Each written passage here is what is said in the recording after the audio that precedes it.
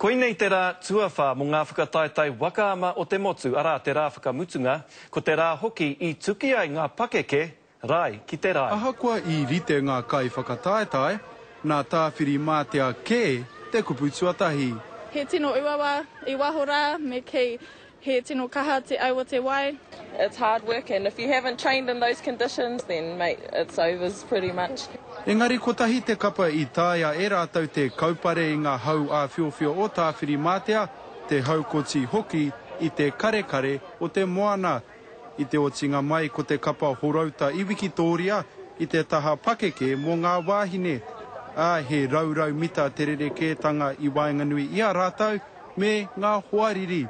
Engari koe nei noa te pai tata mō rātau. Ai, ko hara mai mātou mo te mētara kaura.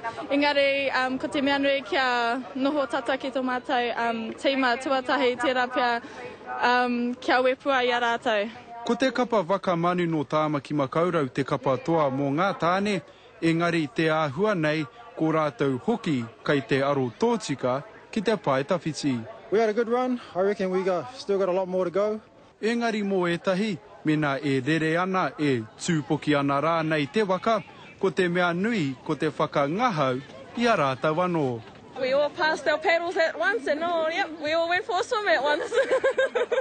Ka tūnga whiringa toa, a pōpō, he ta gardener, te karere.